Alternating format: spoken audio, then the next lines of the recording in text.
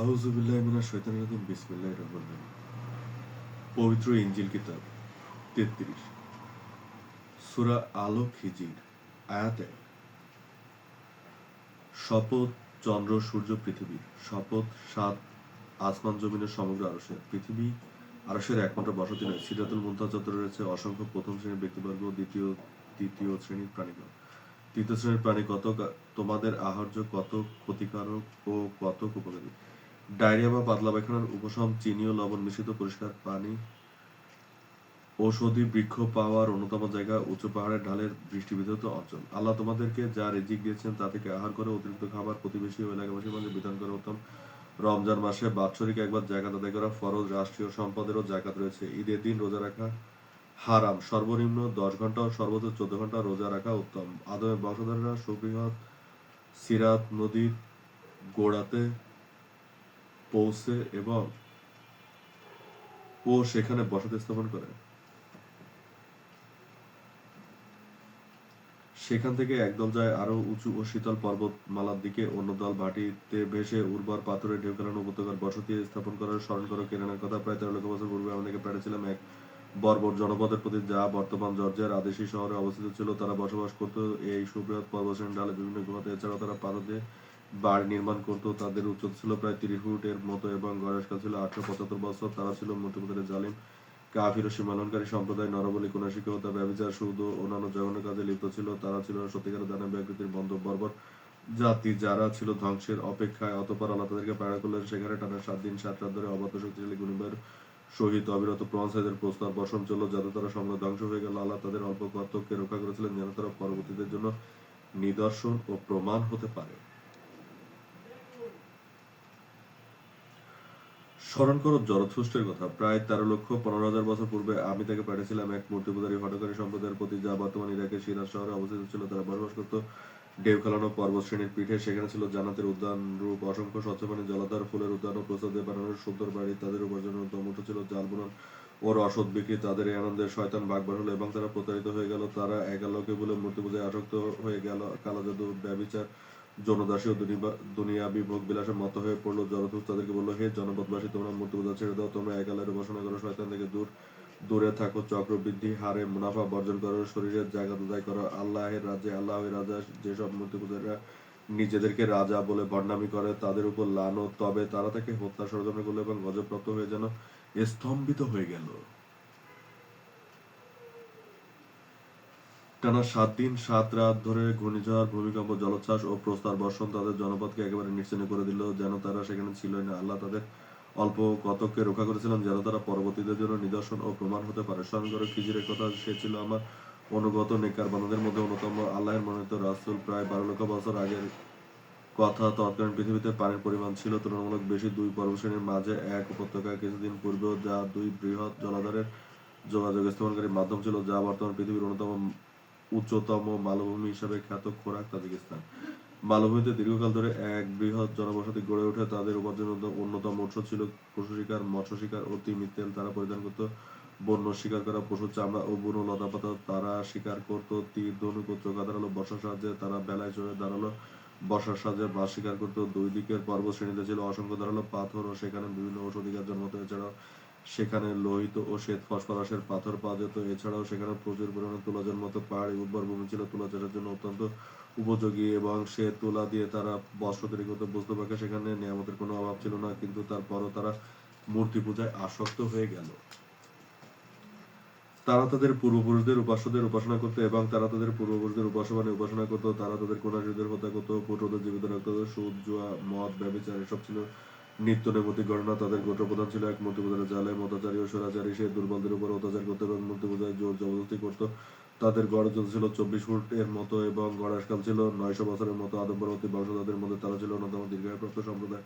পর্যায়ক্রমে পৃথিবীতে পানির পরিমাণ, শক্তির পরিমাণ, ঘনত্ব কমেছে এবং গড় আয়ু, উচ্চতা, শক্তি কমেছে। আগমন আর্কটিক, বহির্গমন অ্যান্টার্কটিকা। তবে জ্ঞান বেড়েছে, দেহরসের ঘনত্ব বেড়েছে। সেখানে একদা খিজির নামক তরুণ 2 পাথরের ঘর্ষণের ফলে স্ফুলিঙ্গ এবং তা থেকে আগুন তৈরি করে ফেলে এবং সে আল্লাহর ইচ্ছায় সেখানে একেশ্বরবাদ প্রচার করতে শুরু করলো। সে তাদেরকে বলতো, আল্লাহ এক, অদ্বিতীয়, মূর্তি পূজার শিরক। আমরা সকলে তার থেকে সৃষ্ট এবং তার নিকট প্রত্যাবর্তনশীল কিয়ামত এবং ও বিচার দিবস আসন্ন ও রোজা কায়েম করো। তিনি আকাশ থেকে বাড়ি বর্ষণ করেন এবং আমরা তা থেকে ফসল উৎপাদন করে তিনি জমি বিস্তৃত করেছেন এবং তাতে রেখেছেন অসংখ্য পাথর, সেসব আমরা বিভিন্ন প্রয়োজনে ব্যবহার করে। তিনি সৃষ্টি করেছেন সাত আসমান, জমিন ও চন্দ্র, সূর্য, নক্ষত্র, যা পৃথিবীকে আলোকিত করে। তিনি সৃষ্টি করেছেন অসংখ্য প্রাণীকুল, যার কতক তোমাদের আহার্য, কতক ক্ষতিকারক প্রাণীর অপর নাম জীবন, তবে তাদের কতক ব্যতীত অধিকাংশ তাদের মুখ ফিরে নিল। কতক বলল, আর তুমি যদি নিস্তার না হও তাহলে নির্ঘাত তোমাকে প্রস্তরাঘাতে হত্যা করব। এবং কতক তাকে হত্যা করার ষড়যন্ত্রে নেমেই পড়ল। প্রায় 300 বছর বয়সে খিজির এক সম্ভ্রান্ত আদমকন্যার সহিত বিবাহ সম্পন্ন করলো। আরো প্রায় 300 বছর প্রচারণা করার পর সে নবাবপ্রাপ্ত হলো। গোত্রপ্রধান ও মন্ত্রীরা তাকে আহ্বান করলো, বলল, হে খিজির, তুমি কি তোমার জাদু দ্বারা আমাদেরকে আমাদের দেশ থেকে বহিষ্কার করতে চাও? আমরা তো মনে করি সূর্যই আমাদের রব, যার আলোতে আমরা পথ চলি।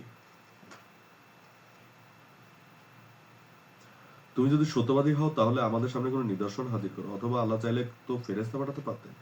খিজির বলল, যখন সূর্য ডুবে যায় চাঁদের আলোতে পথ চলো, আবার চাঁদ ডুবে গেলে নক্ষত্রের আলোতে অন্ধকার রাত্রে কি পথ চলো না?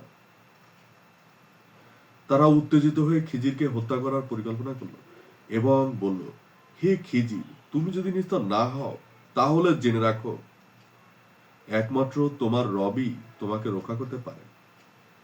আমি জিবরিলের মাধ্যমে তার নিকট ওহী প্রেরণ করি, হে খিজির, আমি সীমালঙ্ঘনকারী সম্প্রদায়কে ধ্বংস করতে চলেছি, তাদের ধ্বংস যেন তোমাকে কষ্ট না দেয়। যখন পূর্বের আকাশে দেখবে কালো ধোয়া ঝাঁক বেঁধে পাখিরা সমুদ্র থেকে তীরের দিকে আসছে, প্রাণীদের উন্মতের মতো আচরণ ও জমিন থরথর করে কাঁপতে শুরু করবে, তুমি তোমার স্ত্রী ও মুমিন বান্দাদের সহ ঘর থেকে বেরিয়ে পড়বে। অতঃপর নির্দিষ্ট দিনে আগমন কালে জিবরাইল ও মিকাইল পারিবেশে তাদের বাড়িতে আগমন করলো। খিজির তাদেরকে দেখে আতঙ্কিত হয়ে পড়লো। তারা বলল, হে খিজির, তুমি বিচলিত হও না, নিশ্চয় আমরা তোমার রবের পক্ষ থেকে প্রেরিত। ভোর হওয়ার পূর্বে তারা বসা থেকে বের হয়ে গেল এবং মালভূমিতে আঘাত করলো। এক মহানাদ পূর্ব দিক দিয়ে, পশ্চিম দিক দিয়ে ও উত্তর দিক দিয়ে তাদের দিকে ধেয়ে এলো ঘন কালো ধোঁয়া, যা অবিরত আগ্রাসে ফুঁসে ওঠে, কুণ্ডলী পাকাতে লাগলো। এরই সাথে আচমকা থরথর করে জমিন কাঁপতে শুরু করলো। আজ উদ্ধত দাম্ভিক কাফিরেরা তাদের অহংকার বলে উদ্ভ্রান্তের মতো ছোড়াছুড়ি করতে শুরু করলো। যখন আজ গজব এসে পড়লো, যারা আল্লাহের গজব নিয়ে ঠাটা বিদ্রুপ করতো তারা মৃত্যুভয় পাগল প্রায় হয়ে তাদের গৃহের কোণে গুটিসুটি মেরে পড়ে রইল।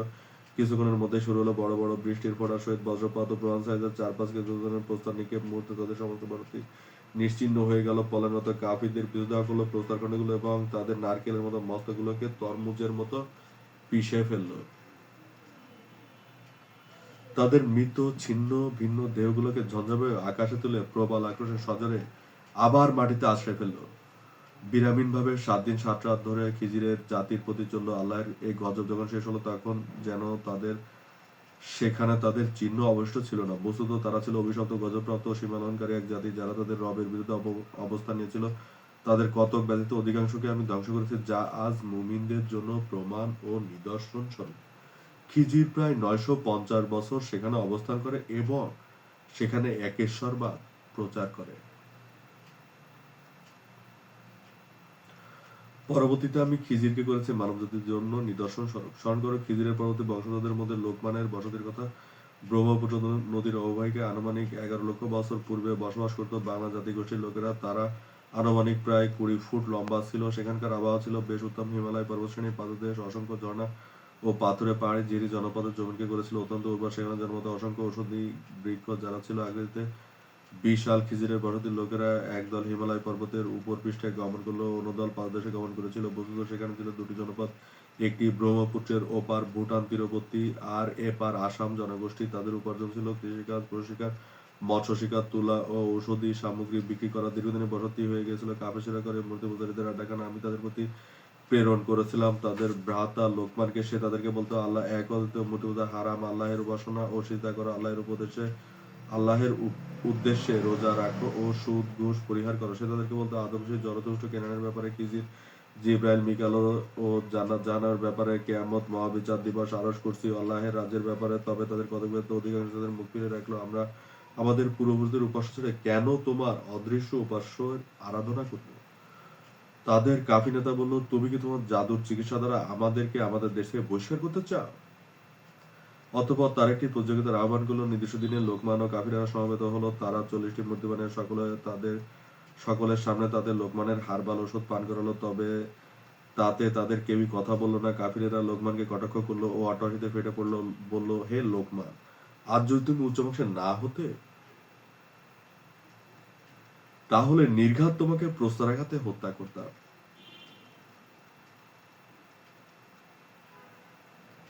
স্মরণ করো, লোকমান নিভৃতে আমাকে স্মরণ করেছিল। আমি তার নিকট জিবরিলকে প্রেরণ করেছিলাম। নির্দিষ্ট দিন আগমনের পূর্বে জিবরাইল ও মিকাইল লোকমান ও তার পরিবারবর্গ মুমিন সহ বসতি ত্যাগ করলো। অতঃপর আমি তাদেরকে পাকড়াও করলাম, তাদেরকে আঘাত করলো এক মহানাদ অবাধ্য ঘূর্ণিঝড় রূপে, লাগাতার ভূমিকম্প, বড় বড় ফোঁটা বৃষ্টিপাতের সহিত রক্তহীন করা বিকট শব্দের বজ্রপাত, 4-5 কেজি ওজনের প্রস্তরখণ্ডগুলো পলায়নত শক্তিশালী ভীত কম্পিত কাফিরদের পিছু দেওয়া করলো এবং তাদের মস্তকগুলোকে চুরমার করে দিল। আমি তাদের কতকে রক্ষা করেছিলাম এই জন্য যে যাতে তোমরা উপদেশ গ্রহণ করতে পারো, মুমিনরা নিদর্শনে বিশ্বাস রাখে। স্মরণ করো খিজিরের পর্বতারোহী পুত্র কেইনের কথা। তার বসতির অবস্থান ছিল হিমালয়ের উপর পৃষ্ঠ তিব্বত চায়নাতে। প্রায় 10 লক্ষ বছরে তাদের বসতি পরিপূর্ণতা লাভ করে। তারা ছিল অন্ধবিশ্বাসী ও মূর্তি পূজারী। তাদের কত কালো জাদুতে দক্ষ ছিল, অনাভাবে হত্যা, গুম খুন, নরবলি ও অন্যান্য বিভিন্ন অপরাধে লিপ্ত ছিল। আমি সেখানে প্রেরণ করেছিলাম তাদের ভ্রাতা কেইনকে। সে ছিল আমার অনুগত বিশ্বস্ত যোদ্ধা। সে সকল মূর্তি পূজারী ও কাফিরদেরকে পরাজিত করে সেখানে একেশ্বরবাদ প্রতিষ্ঠা করলো। মুমিন নেতার কন্যাকে বিয়ে করে সে মুমিনদের নেতা হলো। আল্লাহ এক ও অদ্বিতীয়, তিনি ছাড়া অন্য কোনো মাবুদ নেই। জান্নাত ও জাহান্নাম বান্দাদের জন্যই সৃষ্টি। দুনিয়ার জীবন পরীক্ষা ক্ষেত্র মাত্র। কিয়ামত তো আসন্ন, যা হবে চোখের পলকে। সাদাকাল্লাহুল আলিয়্যুল আযীম।